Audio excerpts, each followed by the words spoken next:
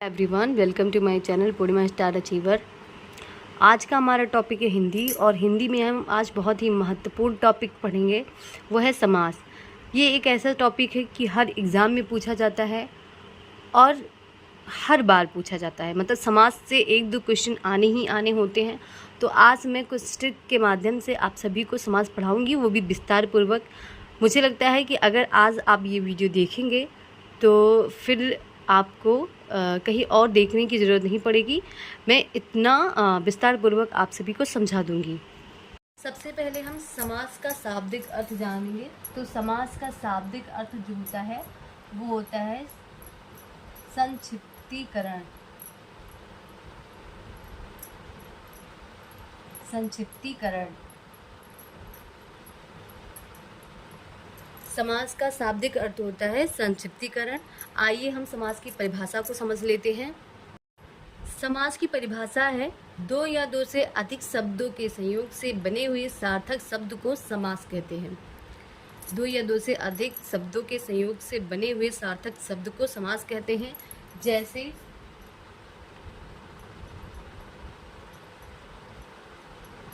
महाराजा,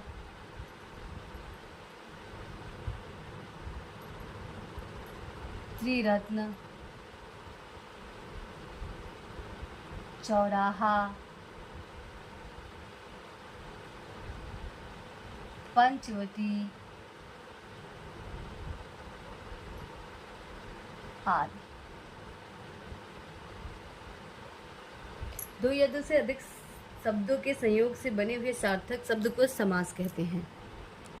आगे बढ़ते हैं और समास के भेद के बारे में जानते हैं। समास 6 प्रकार का होता है। पहला होता है, कितने प्रकार की होता है? 6 प्रकार। समास 6 प्रकार का होता है।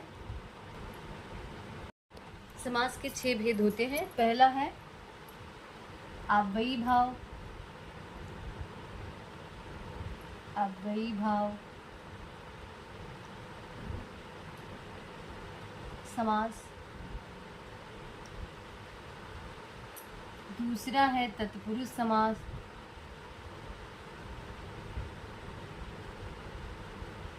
तत्पुरुष समास। तीसरा है कर्मधारय। कर्मधारय समास। चौथा है द्विगु समास। द्विगु समास। पांचवा है द्वंद्व। द्वंद्व समास। छठा है बहुव्रीहि समास। बहुव्रीहि समास एक बार फिर से समझ लेते हैं। पहला है अव्ययी भाव समास, दूसरा है तत्पुरुष समास, तीसरा कर्मधारय समास, चौथा द्विगु समास, पांचवा द्वंद्व समास और छठा है बहुव्रीहि समास। जिस समास में पूर्व पद अव्यय हो तथा प्रधान हो वो अव्ययी भाव समास होता है। तो इसको हम ट्रिक से समझते हैं। इसकी एक बहुत अच्छी ट्रिक है, बहुत ही सरल। प्रत्येक उपसर्ग वाला शब्द अव्ययी भाव समास होता है। क्या होता है? प्रत्येक उपसर्ग वाला शब्द अव्ययी भाव होता है।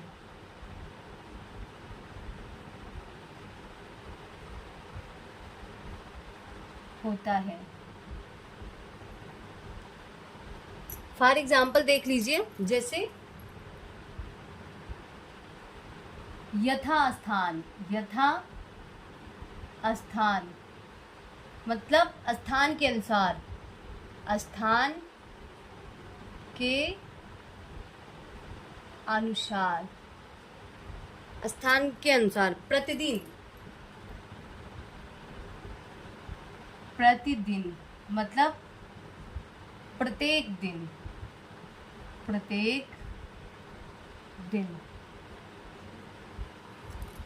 आजीवन। आजीवन मतलब जीवन भर, जीवन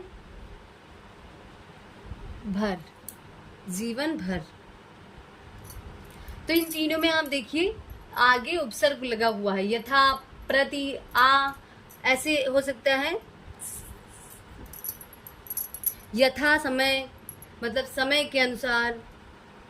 कभी कभी अव्ययी भाव समास हमको फंसा देता है, जैसे पूछ ले कभी कभी या रात रात में कौन सा समास है।